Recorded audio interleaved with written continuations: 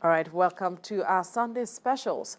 Following reports of refuse heaps dotting the megacity and complaints of the Waste Management Agency not fulfilling its mandate, the Lagos Waste Management Authority has attributed it to heavy rainfall in the past few weeks, which prevented its evacuation efforts. It is now carrying out night operations to clear the backlog of waste in the shortest possible time. TVC News' Esther Omokpariola joined the team to monitor the night activities of the waste management officials. Lagos, a rapidly growing megacity, is home to more than 20 million people. With this huge population comes with human and material waste. The agency saddled with the responsibility of collecting waste in the metropolis reveals that each household generates about 0.65 kilograms daily, which amounts to 13,000 metric tons. And delivering this service often poses a challenge for the agency if it fails to collect at least 10% of the waste generated in the city.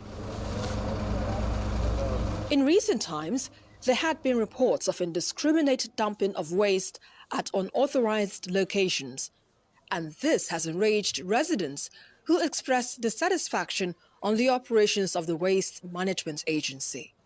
Nowadays, if you go around, you see waste littered here and there. So the Lawma, they're not really doing their work.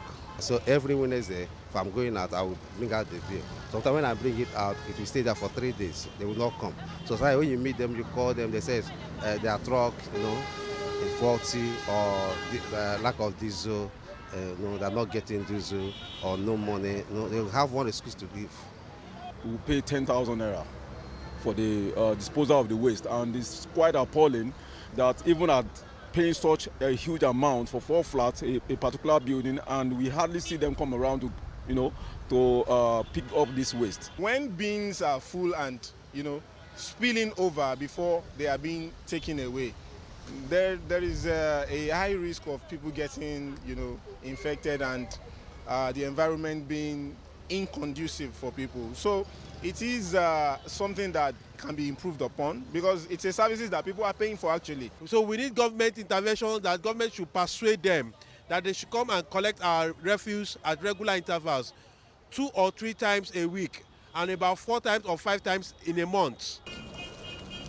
In response to this concern, the agency decided to begin night operations to clear the backlog of waste across the metropolis. It blames poor attitude to waste management, heavy rainfall, and the rising price of diesel, which has negatively affected waste evacuation efforts of the private sector participant operators and the agency. Refuse heaps are a common sight in Lagos where residents in communities such as this one simply dispose trash on streets and major highways rather than using a bin. One of the major issues that we always encounter is that, like you observe when we were coming, our vehicles had actually walked ahead, yet we can still observe some pocket of waste at those street junctions. Many people are actually recalcitrant. They don't want to patronize PSP. And that is the major issue we have because we have enough PSP operators within this axis. Normally we do rehabilitation twice every year, before the end of the year and at the middle of the year. Unfortunately, that was not done this year for some reasons, and then we had to start very late. So almost all the platforms were damaged, and then rain was there. The rain was so heavy. So all of that were factors that contributed to the increase in the turnaround time, and then it slowed down our operations. We have gotten a proposal already to review and to do a dual fuel usage between the gas and diesel, so that we can maximize our costs for effective truck performance. To separate your waste from separate organic waste separately, recyclable separately, and we have also gone far ahead, meeting all the engaging stakeholders and advocacy programs, on the benefit of recycling, so that the wet recycling creates an ability to even manage waste efficiently and effectively.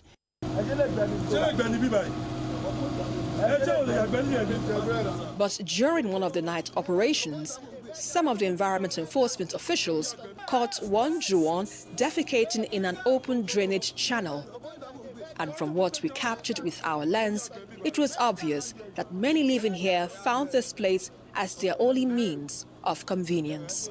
We'll cover this and clear up the whole area and make sure that this doesn't happen again. And I think that we need advocacy in this area. We need more education. We need to educate them. And if we see that there are no toilets around, we will do public toilets and make sure that they can go in there and just do what they want to do, not openly defecating on the road and in the drainages. The Waste Management Agency is not resting on its oars, as it is ready to explore other alternatives to reduce waste in the megacity and even work towards converting one of the landfills as a power station. We want to get to a stage whereby Lagos will be there to guarantee 24 hours lights, and then we can continue to do business as a smart city. We have a very strong base in Lagos to be able to build on from there to deliver our ultimate goal and then be a pace setter for other states and Nigeria across for everyone to see what we are doing. But we're leading from the front and we're definitely doing it. And I want to correct the notion out there that people will say, oh, Lagos, we are not there, we are not a dirty city. There's a lot of hand that puts this place to be a clean city when you wake up in the morning. We just need to change our attitude. While the agency may appear to set things back on track with a likely possibility of a price review for collection fees, residents are asking the agency to live up to its expectation in ensuring the state achieves the status of a cleaner and healthier smart city. Esther Makwariola, TVC News, Lagos.